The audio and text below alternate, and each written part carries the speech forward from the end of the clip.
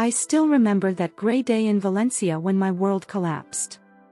It was an October morning when Roberto, my 15-year-old husband, died after a short but aggressive disease. The Sant Joan de Déu hospital, where we had spent the last 3 months, became the stage of my farewell. The white corridors and the smell of disinfectant were recorded in my memory as silent witnesses of my pain. I barely had time to process my loss when reality hit me with another responsibility. Dona Matilda, my mother-in-law, a woman who had been like a second mother for me since I married Roberto, was going through her own health problems. Diabetes and a severe arthritis had been practically prostrated in her home in the Ruzafa neighborhood, an old Valencia neighborhood full of modernist buildings and narrow streets that kept stories of several generations.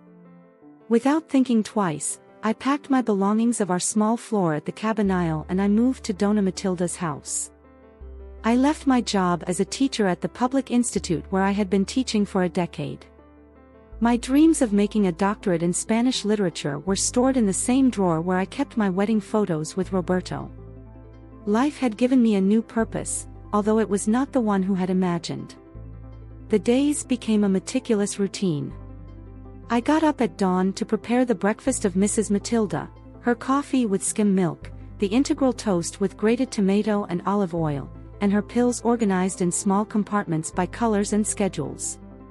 During the mornings, while she rested on her favorite chair next to the window she gave to the neighborhood square, I dedicated myself to keeping the house in order, that old floor with high roofs and moldings that had witnessed so many family stories.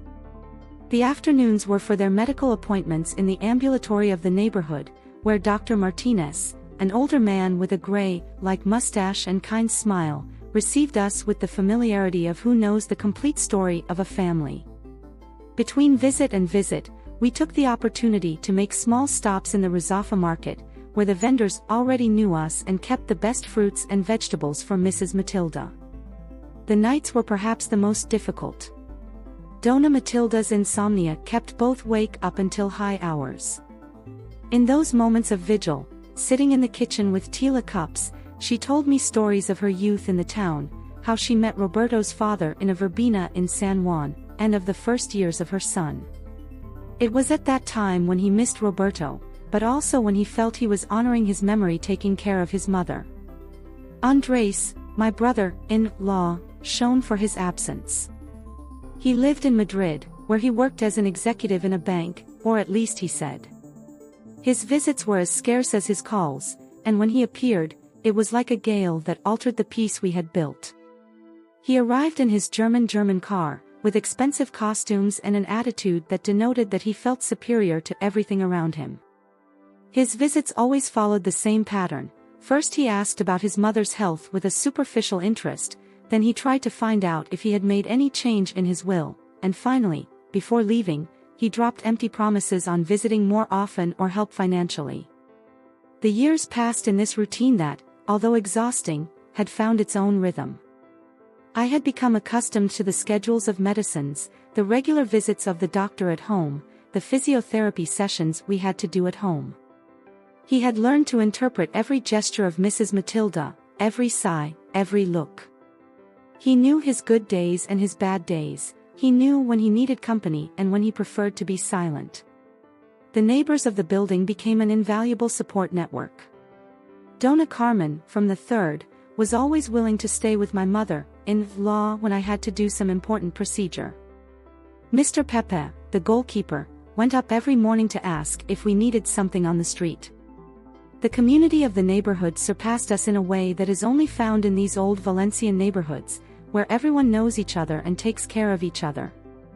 My personal life was in the background. The few friends I kept from my teacher tried to convince me to leave from time to time, have coffee, or go to the movies, but I always found an excuse not to do so. My world had been reduced to the four walls of that house and to the care of Mrs. Matilda. I did not regret my decision, but sometimes, on the most solitary nights, I was wondering if Roberto had wanted this for me. The routine was only broken when Andres appeared without prior notice. His visits were like a storm on a sunny day, unexpected and disturbing. He arrived with expensive gifts that no one had asked French perfumes that his mother no longer used, silk scarves that ended up stored in the closet, technology that she did not know how to use. It was his way to compensate for his absence, to silence his conscience. One afternoon, while helping Mrs. Matilda with her weekly bath, she confessed something that froze my blood. With a trembling voice, he told me that Andres had been pressing him to sell the house and move to an elderly residence. "He says I will be better attended," he told me with tears in my eyes, "but I know that what he wants is the money of the sale." That night, while he was wrapped in his bed, I promised that he would never allow her to take her away from her home. The days followed its course, each similar to the previous one, but different in the small details that made our coexistence unique. I learned to find satisfaction in the small victories, when Mrs. Matilda had a good day and could walk to the balcony without help, when her blood analysis improved, when we managed to sleep a full night without interruptions. My sacrifice was not a burden, it was a daily choice. Every morning, when I woke up, I renewed my commitment to this woman who had welcomed me like a daughter when I married Roberto. I did not expect anything in return, I did not seek recognition or reward. I just wanted to honor my husband's memory, taking care of his mother as he would have wanted. But fate had other plans, and one morning, my world would stagger again in a way that I would never have imagined. The sacrifice he had done with so much love was about to be put to the proof of the most painful way possible. It was a spring Tuesday in Valencia when everything changed. The air smelled like orange blossom, the orange trees were in flower, and the morning sun entered through the windows of the floor of Mrs. Matilda like any other day. He had prepared his breakfast as always, a coffee with skim milk and his toast with extra virgin olive oil. That he liked so much. Everything seemed normal, but there was something different in the environment, a tension that did not know how to identify until it was too late. I was cleaning the dishes when I heard his voice, firmer than usual, calling me from his room. "Maria," he said, using a tone that he had never used before, "come for a moment." I left the kitchen rag on the sink and diced my hands in the apron I was wearing, gift from the neighbor of the 5th in the last Christmas. Upon entering her room, I found her sitting on her green velvet armchair, the one Roberto had given her on her last birthday. The light that entered the window drew strange shadows on his face, giving him an almost ghostly appearance. I sat in the chair that I always used to accompany him, that where he had spent so many nights listening to his youth stories. He expected one of our usual conversations, perhaps some concern about his health or perhaps one of those moments of nostalgia in which we remembered Roberto. However, what followed was like a direct dagger to the heart. He looked at me with eyes that I did not recognize, cold as the marble of the town hall in winter, and pronounced those words that would change everything: "I don't need you anymore. All I have is for my son. Get out of my house." The impact of his words was like a physical slap. The air left my lungs and felt that the walls of the room, those that I had cleaned so much for years, closed on me. The family sounds of the neighborhood that entered through the window, the proclamation of the fruit seller, the conversations of the neighbors, the distant campaign of the Church of San Valero, became a distant buzz. I tried to speak, but the words refused to get out of my throat. How could I explain that I wasn't there for your money? How to make her understand that every gesture, every care, every night and candle had been for love, for Roberto's memory, for the love she had as the mother who had been for me for so many years. Before he could recover the speech, the door of the room opened. Andres appeared on the threshold, dressed in one of his expensive costumes in Madrid, a triumph smile drawn on his face. I didn't need to ask to know that he was behind all this. His presence there, on a weekday, when he should supposedly be in his bank office, it was all the confirmation he needed. "It's fair, right? You're not part of the family," he said in that voice he had always used to belittle me, the one that was especially for when Roberto was not present. His smile widened while leaning into the door frame, like a cat who has just trapped his prey. The silence that followed was deafening. Family portraits on the walls, mute witnesses of so many years of shared life, seemed to look at me with pity. The photo of my wedding with Roberto, placed on the dresser, showed a happiness that now seemed to belong to another life, to another person. Dona Matilda and Andres exchanged a look of complicity that stirred my stomach. How long did this have been planning? How many secret telephone conversations had they maintained while preparing the medicines or cooking dinner? The betrayal was not only in his words, but at every moment they had spent conspiring behind my back. I rose slowly from the chair, my legs trembling like autumn leaves. The weight of the years dedicated to taking care of this house, to keep Roberto's memory alive in every corner, to create a home for all three, became an unbearable burden. The walls that I had painted with my own hands, the curtains that I had sewn in long winter afternoons, the furniture I had restored with such love, everything seemed to make fun of my ingenuity. Andres moved from the door, making me a theatrical gesture to leave, as if it were a farewell made. "You can take your things," he said with false generosity, "we give you tomorrow." His condescending tone was like salt in the wound, every word a reminder that for him he had always been an intruder, someone who did not deserve to be in the family. I walked to my room, the one I had shared with Roberto, where each object kept a memory. The photos on the nightstand, the books on the shelf, the silver brush that had belonged to Roberto's grandmother and that Mrs. Matilda had given me on my first wedding anniversary. Everything I saw was a dagger in my heart. I began to put some things in an old suitcase, the same one that I had used when I moved here after Roberto's death. The tears he had been containing began to fall silently as he folded his clothes and kept the few personal objects that really belonged to me. It was surprising how little I had after so many years. Most of the things in the house were memories of a shared life that were now denied me. From the hall I could hear Andres and his mother's voices, arguing what they would do with the house now that I was leaving. They talked about selling it, moving to a smaller floor, of investing the money. All the plans they had been brewing while I was chewing for taking care of Mrs. Matilda. Mrs. Carmen, the third of the third, found me on the stairs while going down with my suitcase. His face was transformed when he saw me in that state, but I could not explain anything. The words drowned in my throat. I could only hug her briefly before continuing my descent, leaving behind 10 years of my life. The Rizafa neighborhood, which had been my home for so long, seemed different while walking through its streets with the suitcase in hand. The neighbors looked at me with curiosity and concern, but I could not stop to explain.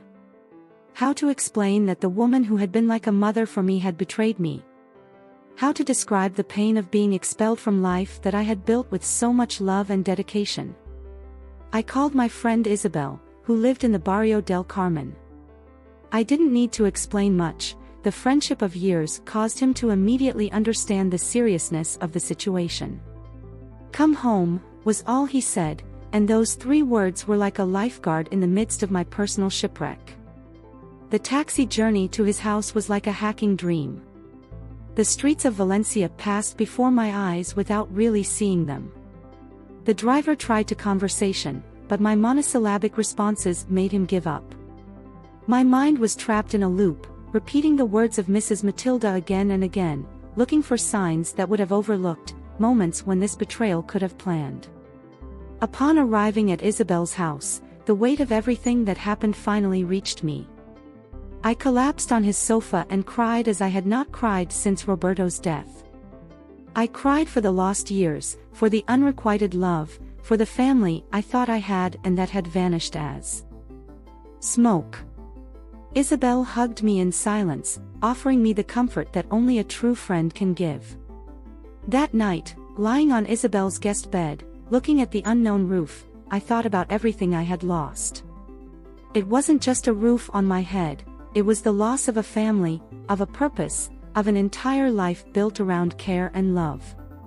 The betrayal of Mrs. Matilda and Andres had not only left me homeless, but I had destroyed my faith in gratitude and recognition. However, while the hours passed and the dawn approached, something inside me began to change. The pain was still there, sharp and real, but next to him something else began to grow, a determination that he did not know. I was not going to allow this betrayal to destroy me. Somehow, I would find a way to move forward, to rebuild my life from the ashes of what I had lost. That first night at Isabel's house was endless. The hours crawled while I turned in the bed of the guest room, with the noise distant from the bells of the Valencia Cathedral marking every hour as a cruel reminder of the time that passed.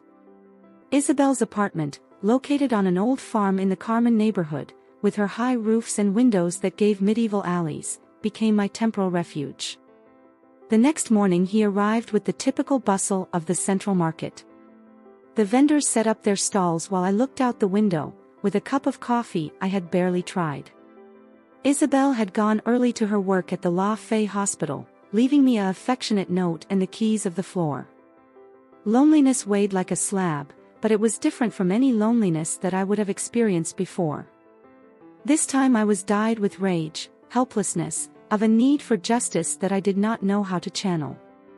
The phone rang around noon. It was Lola, the neighbor of Mrs. Matilda, an older woman who lived on the floor next to him for more than 30 years. His voice sounded agitated, worried. "Something weird is happening," he whispered on the phone, as if he was afraid to be heard. "Dona Matilda was altered this morning and her son came running. It seems that something happened." His words aroused in me a curiosity that I could not ignore. The same woman who had thrown me out of her house, who had destroyed 10 years of dedication with a few cruel words, was now altered. A part of me wanted to ignore it, let them deal with their own problems, but something stronger pushed me to investigate. I dressed quickly with the little clothes I had managed to get out of the house. The tram that crossed the city took me back to the Rizafa neighborhood, each stop a reminder of the thousands of trips I had made before, when that was my daily life.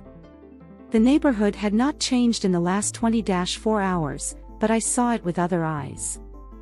The merchants who greeted me, the old women who walked with their shopping carts, the children who left school, all were involuntary witnesses of my fall in disgrace. Upon reaching the street where I had lived for so long, my heart began to beat hard. The modernist building, with its wrought iron balconies and its decorative tiles, rose before me as a reminder of everything I had lost. The main door was ajar, something unusual in a neighborhood where security was a constant concern. I entered silently, my steps echoing on the marble floor of the lobby. The ancient elevator, with its iron grid and its characteristic noises, was stopped on the 3rd floor. I decided to climb the stairs, every step a regressive account towards the unknown. The family smell of wax and lemon, the same that I had maintained for years, hit me with a wave of memories. Upon arriving at the 4th floor landing, the floor door was ajar, just like that of the street. Through the opening, he could hear agitated voices. I approached cautiously, my heart beating so strong that I feared I'd betray me. That was when I saw Andres. He was standing at the hall, his normally arrogant face transformed by fear. His complexion had lost all color, and his hands, always so safe when they manipulated documents or counted money, visibly trembled. He saw me before I could decide whether to enter or not. For a moment, it seemed that I was going to throw myself, but something in his expression changed. Fear surpassed pride, and with a defeated gesture, he turned away to let me pass. The interior of the house, which had been my home until just 1 day ago, seemed different. The curtains were run, plunging the rooms in an unnatural gloom for a Valencian morning. The sounds guided me to Dona Matilda's room. I found her sitting in her bed, more pale than I had ever seen. His wrinkled hands clung to the sheets as if they were looking for an anchor in the middle of a storm. When he saw me, his eyes opened with a mixture of recognition and terror. The atmosphere in the room was heavy, loaded with a tension that could be cut with a knife. Family objects, the photos on the walls, the crucifix on the bed, the silver jeweler in the comfortable, seemed to observe us in silence, mute witnesses of what was to come. Andres tried to recover control of the situation, his trembling voice betraying his apparent calm. "You shouldn't be here," he began, but Mrs. Matilda interrupted him with an energy that he had not seen in years. "Let her talk," he exclaimed, his voice echoing on the walls of the room with an authority that we thought. I approached the bed cautiously, noticing the changes in the face of the woman who had taken care of for so long. The wrinkles seemed deeper, the shadows under their darkest eyes. Something had scared her deeply, something that went beyond the physical world we knew. With a broken voice, he started talking. The words came out of his mouth as if each one cost him a superhuman effort. He told me about the night before, about how he had woken up in the middle of the dark with a sense of presence in his room. "I saw my son," he whispered, "but not Andres. I saw my other son. Roberto was here." A chill toured my back when he heard the name of my late husband. The air in the room seemed to cool several degrees. Andres made a disdain noise, but fear in his eyes betrayed his apparent skepticism. Dona Matilda continued her story, describing how Roberto had sat on the edge of her bed, as she did when she was alive. He hadn't spoken, he said, but his gaze said everything. A look of disappointment, sadness, reproach. "He showed me everything," he sobbed, "everything you have done for me, Maria. Every night and candle, every medicine, every meal prepared with love. And I treated you as if you would not mean anything." The tears ran down their cheeks while talking, years of guilt and remorse finally overflowing. Andres tried to intervene.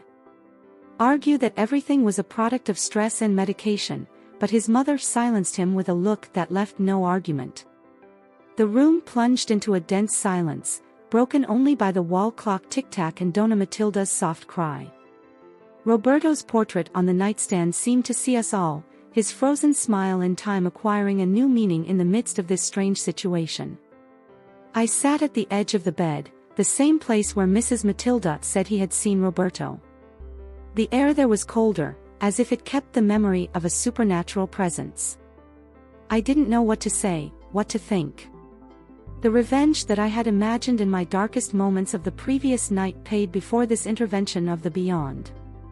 Andres stood next to the window, his figure cut against the light that leaked through the curtains. His world of numbers, contracts and material benefits was falling apart before something that could not control or understand. The man who had orchestrated my expulsion now seemed small, insignificant to the forces he had unleashed. The hours passed in a kind of limbo, while Dona Matilda's confession became a detailed catalogue of regrets and apologies. He told me about how Andres had gradually convinced her that I was only there for interest, how he had allowed her words to poison years of love and mutual trust. The sun began to wear when I finally got up to leave. The revenge that had imagined had materialized in a way that could never have foreseen. It had not been my hand that had caused the change, but the intervention of someone who, even from the hereafter, continued to protect the people he loved. The atmosphere in Dona Matilda's room had completely changed. The afternoon shadows lengthened along the walls, creating strange forms that seemed to dance with the breeze that entered the ajar window. The aroma of orange blossom that came from the orange trees of the street was mixed with the family smell of medicines and fresh coffee that had always characterized this room. Dona Matilda was still trembling, but there was something different in her gaze. The initial fear had become a mixture of remorse and clarity, as if a veil had risen from his eyes. Andres stood by the door, his figure normally imposing now reduced to a restless shadow that did not know what to do with his hands. I approached the bed cautiously, watching every detail of the face that had taken care of for so many years.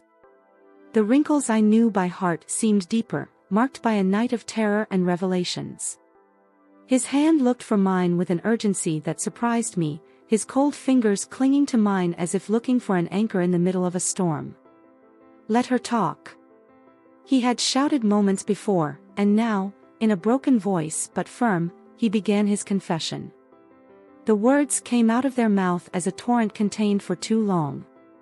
He told me about the night before, about how he had woken up in the early morning with a strange sensation. The room was colder than normal, despite the spring heat of Valencia. "I saw my son," he repeated, his eyes fixed at an indefinite point in the room. "Not Andres. Roberto."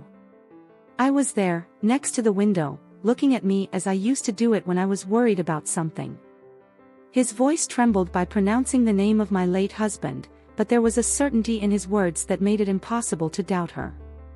Andres tried to interrupt, his voice died of skepticism and fear. Mom, please, this is ridiculous.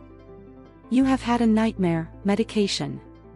But Mrs. Matilda silenced him with a look that he had not used in years, a look that reminded the strong woman who had been before age and the disease beaten her. It was not a dream, he insisted. Your brother came to look for me. He said nothing, but his eyes said everything. He showed me every moment, every day that Maria has been taking care of me. He made me see everything I have been blind to not see. The tears began to run down their cheeks while describing how Roberto had shown him, in some way inexplicable, all the moments that I had passed taking care of her. The nights in Candle when the fever did not go down, the afternoons preparing their medicines with infinite patience, the slow walks around the hall while recovering from its last fall. I saw everything through his eyes, he continued. I saw Maria preparing my favorite food even if she was exhausted. I saw her canceling her own plans to take me to the doctor. I saw her crying in silence in the kitchen after Andres treated her badly in one of her visits. Each word was like a stab for Andres, who saw how his carefully constructed lie's castle fell apart. His face had lost all color, and for the first time since he knew him, he seemed truly scared.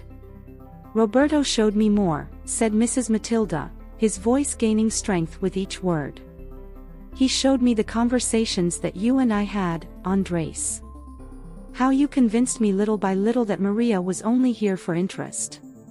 How you distorted each act of love in something suspicious. How you planted the seed of distrust in my heart until he grew so much that he blinded me completely. The silence that followed these words was deafening.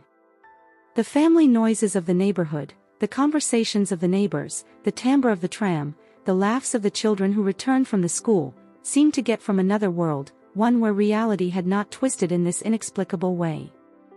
I sat at the edge of the bed, the same place where Roberto used to sit when he visited his mother. The air there was colder, as if kept the memory of its presence. Dona Matilda squeezed my hand with more force, as if she was afraid to fade if I let go. Maria, he said, his voice now softer, more similar to the woman who had been my second mother for so many years, can you forgive me one day? I have been so unfair, so blind. I allowed fear and lies will poison something beautiful and pure. The words got stuck in my throat. How to explain that forgiveness was already there, that he had been there all the time? The love he had felt for this family, for Roberto, for her, had never really left. Even in my moments of greatest pain and anger, that love had remained, patiently waiting for the truth to come to light. Andres moved restless in his corner, like a cornered beast. His eyes went from his mother to me, looking for an exit to a situation that he could no longer control. The man who had manipulated everything from the shadows was now exposed to a light that he could not bear. All this is absurd, he tried one last time, his voice breaking slightly. Mom, you are altered, you need to rest. Maria should not be here, after everything that. Silence. Dona Matilda interrupted with an authority that surprised us all. You have done enough damage, Andres. Your brother has opened my eyes, and I will not allow you to continue manipulating me. Maria stays, if she wishes. The afternoon sun was now directly through the window, bathing the room in a golden glow that seemed unreal. The photos on the walls, silent witnesses of so many years of family life, seemed to charge new life under this light. Roberto's portrait on the nightstand, that which I had cleaned every morning for years, seemed to smile in a different way. Dona Matilda began to tell me more details of her night vision, how Roberto had shown him not only the moments of care and dedication, but also the consequences of her unfair decision. I had shown my pain, my loneliness at Isabel's house, the tears I had shed thinking about the family she had lost. He always knew how to choose well, he said with a sad smile. When he brought you home for the first time, I saw in his eyes the same brightness his father had when he knew me. He knew that you were special, that you were indicated for him. And then I allowed fear and lies, they made me forget that. The hours passed while we talked, while the wounds slowly began to heal. Andres finally left, defeated by forces that could not understand or control. His departure was silent, as if he understood that his role in this story was over. Esa misma tarde, mientras el sol valenciano comenzaba su descenso tras los edificios modernistas de Ruzafa, Dona Matilda tomó una decisión que cambiaría nuestras vidas para siempre. Con manos temblorosas pero decididas, marcó el número de su abogado, el señor García, quien había manejado los asuntos legales de la familia durante más de 3 décadas. El despacho del abogado estaba en un edificio antiguo cerca de la plaza del ayuntamiento, con esas molduras clásicas y escaleras de mármol que hablaban de otra época. A pesar de la hora tardía, el señor García accedió a venir inmediatamente. Era un hombre mayor, de pelo cano y gafas de montura dorada, que siempre vestía trajes impecables y lavaba un maletín de cuero gastado por los años. Cuando llegó, la tensión en la habitación era palpable.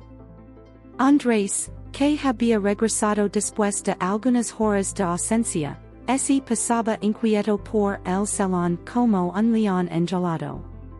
Sus ojos seguían cada movimiento del abogado mientras este sacaba documentos de su maletín y los extendía sobre la mesa del comedor, esa misma mesa donde habíamos compartido tantas comidas familiares. Quiero cambiar mi testamento, anunció Dona Matilda con una voz que no dejaba lugar a dudas. El señor García asintió con profesionalidad, mientras Andrés se detenía en seco, su rostro una máscara de incredulidad y rabia contenida. Mamá, no puedes hacer esto, comenzó Andrés, su voz un susurro amenazante. No estás pensando con claridad.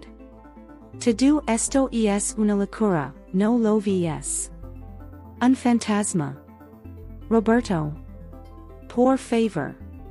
Pero Dona Matilda ya no era la mujer débil y manipulable que había sido el día anterior. Algo había cambiado en ella, como si la visita nocturna de Roberto hubiera despertado una fuerza interior que lavaba años dormida. Sus ojos brillaban con una determinación que me recordaba a los primeros años que la conocí, cuando aún era una mujer fuerte y independiente. Estoy perfectamente lúcida, Andrés, respondió con calma. Por primera vez en mucho tiempo, veo las cosas con total claridad. El señor García puede dar fe de mi estado mental, no es así. El abogado asintió mientras ajustaba sus gafas. Dona Matilda siempre ha estado en pleno uso de sus facultades mentales. CDC hacer cambios en su testamento, está en su derecho de hacerlo. Durante las siguientes horas, el salón se convirtió en un campo de batalla silencioso. El rasgueo de la pluma del abogado sobre el papel era el único sonido que rompía el tenso silencio. Dona Matilda dictaba sus nuevas disposiciones con una claridad sorprendente, mientras yo permanecía sentada en un rincón, testigo involuntario de este giro del destino. Andrés enloqueció de furia cuando el contenido del Nuevo Testamento se hizo claro. Su madre había decidido dejar la casa y la mayor parte de sus bienes, argumentando que yo había sido quien verdaderamente se había comportado como una hija durante todos estos años. Esto es un engaño, gritó, golpeando la mesa con el puño. Ha estado manipulando a mi madre todo este tiempo. La ha envenenado en mi contra. El señor García levantó la vista de sus papeles, sus ojos fríos tras las gafas. Señor Andrés, lo ruego que se calme. Su madre está tomando esta decisión libremente y en pleno uso de sus facultades mentales. Cualquier intento de coacción solo perjudicará su posición. Las palabras del abogado solo servirán para enfurecer más a Andrés. Se acercó a mí con pasos amenazantes, su rostro desfigurado por la ira. Tú, Cicio, siempre fuiste una aprovechada. Te metiste en esta familia como una serpiente, esperando el momento adecuado para atacar.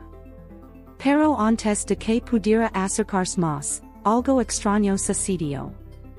La temperatura de la habitación descendió bruscamente, y las llamas de las velas que Dona Matilda siempre mantenía encendidas junto al retrato de Roberto fluctuaron sin razón aparente. Por un momento, todos nos quedamos inmóviles, como si el tiempo se hubiera detenido. Dona Matilda fue la primera en romper el silencio. El mismo hijo que ignoraste en vida, Andrés, ahora te está mostrando tu error. Roberto siempre supo ver la bondad en las personas, algo que tú nunca aprendiste. El señor García, aunque visiblemente incómodo con la situación sobrenatural, continuó con su trabajo profesionalmente. Los documentos fueron firmados y sellados, cada página un testimonio legal de cómo la justicia, divina o terrenal, finalmente había prevalecido. Andrés, cegado por la ira, intentó intimidar a su madre una última vez, pero ella se mantuvo firme. Esto no ha terminado, espero antes de marcharse, sus pasos resonando en las escaleras del edificio como truenos distantes. Me miró con odio antes de salir, sus ojos prometiendo que esto no quedaría así. Pero por primera vez desde que todo había comenzado, no sentí miedo. La presencia de Roberto, aunque invisible, parecía llenar la habitación, protegiéndonos a su madre y a mí de la maldad que Andrés representaba. Cuando el abogado se marchó, Dona Matilda y yo nos quedamos solas en el salón. El silencio entre nosotras era diferente ahora, lleno de comprensión y perdón mutuo. Las fotografías en las paredes parecían sonreírnos, especialmente la de Roberto, suya imagen parecía más viva que nunca. María, dijo suavemente, no puedo deshacer el daño que te he hecho, pero puedo intentar corregirlo. Roberto me mostró el camino, y esta vez no pienso desviarme de él. Las lágrimas corrían por sus mejillas mientras hablaba, pero eran lágrimas de alivio, de liberación. Por primera vez en mucho tiempo, sentí que las cosas estaban como debían estar. La justicia había legado de una manera que ninguno de nosotros hubiera podido prever, a través de la intervención de alguien que, incluso después de la muerte, seguía velando por nosotros. Los días siguientes fueron extraños pero pacíficos. Dona Matilda pasaba largas horas mirando por la ventana, como si esperara otra visita de su hijo fallecido. Yo volví a mi rutina de cuidados, pero ahora era diferente. Ya no era una obligación, sino una elección mutua, un acto de amor correspondido. Las noches, que antes habían sido momentos de soledad y tristeza, se convirtieron en ocasiones para compartir recuerdos de Roberto. Dona Matilda me contaba historias de su infancia que nunca había compartido antes, y yo le hablaba de nuestros años juntos, de los pequeños momentos de felicidad que habíamos compartido. Andrés cumplió su amenaza de no dejar las cosas así. Intentó impugnar el testamento, contrató abogados, incluso trató de demostrar que su madre estaba mentalmente incapacitada. Pero cada intento fracasó. El señor García había sido meticuloso en su trabajo, y la lucidez de Dona Matilda era innegable. La justicia divina se había manifestado de una manera que nadie podría haber previsto. El mismo hijo que Andrés había ignorado en vida se había convertido en el instrumento de la verdad desde el más allá. Su presencia, aunque invisible para la mayoría, había sido el catalizador que había devuelto el equilibrio en nuestras vidas. Los días que siguieron a la modificación del testamento fueron extraños pero reveladores. La casa de Ruzafa, con sus techos altos y sus ventanas modernistas, parecía diferente ahora. El aire era más ligero, como si un peso invisible se hubiera levantado de cada rincón. Dona Matilda pasaba largas horas sentada junto a la ventana que daba a la plaza, sus ojos fijos en el horizonte como si esperara otra visita sobrenatural. Las noches eran especialmente peculiares. La habitación donde Roberto se había aparecido mantenía una atmósfera distinta, una presencia que no era amenazante sino reconfortante. Dona Matilda había desarrollado la costumbre de hablar al aire cuando pensaba que nadie la escuchaba. La oía desde mi habitación, susurrando conversaciones con su hijo fallecido, pidiendo perdón, contando sus preocupaciones. El barrio entero parecía haberse enterado de los acontecimientos sobrenaturales. Las vecinas se detenían en el portal para preguntarme en susurros sobre lo sucedido.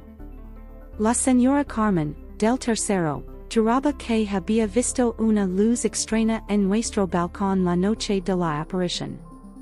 El señor Pepe, el portero, aseguraba que el ascensor se había detenido solo en nuestro piso varias veces esa noche, aunque nadie lo había llamado. La rutina diaria continuó, pero con un significado diferente. Ya no era una cuidadora cumpliendo una obligación, sino una hija cuidando de su madre por election. Las medicinas, las comidas, los paseos por el barrio, todo tenía ahora un nuevo sentido. Dona Matilda había cambiado también, su actitud era más suave, más cercana, como si la visita de Roberto hubiera derretido una capa de hielo que lavaba años cubriendo su corazón. Por las tardes, cuando el sol de Valencia comenzaba a suavizarse, nos sentábamos en el balcón a tomar horchata y fartuns, una tradición que Roberto y yo solíamos compartir. Dona Matilda me contaba historias de su juventud que nunca antes había compartido, sus años como maestra en un pueblo de la Huerta Valenciana, su primer encuentro con el padre de Roberto en una falla, los primeros pasos de sus hijos. Roberto siempre fue diferente, me dijo una tarde, mientras las campanas de la iglesia de San Valero sonaban a lo lejos. Tenía una forma especial de ver el mundo, de cuidar a los demás. Andrés siempre fue más como su padre en los negocios, siempre pensando en el dinero, en el futuro. Pero Roberto, él vivía en el presente, en el amor. Las semanas se convirtieron en meses, y la presencia sobrenatural de Roberto, aunque menos evidente, nunca desapareció por completo. A veces, en las noches más silenciosas, los objetos de su antigua habitación parecían mover solos, un libro que cambiaba de posición, una fotografía que aparecía en un lugar diferente, su vieja guitarra que emitía notas suaves cuando nadie la tocaba. Andrés apareció en el funeral, meses después, cuando Dona Matilda finalmente falleció en una tarde tranquila de otoño. Se mantuvo al fondo de la iglesia, sin acercarse al féretro, sin pronunciar palabra. Su rostro era una máscara de amargura y derrota. Había perdido no solo la herencia material, sino también su alma en el preciso de intentar conseguirla. El funeral fue una ceremonia sencilla en la iglesia del barrio, donde el padre Antonio, que había conocido a la familia durante décadas, habló sobre el amor y el perdón. Los vecinos llenaron los bancos de madera, cada uno con una historia diferente sobre Dona Matilda, sobre su transformación en los últimos meses de su vida.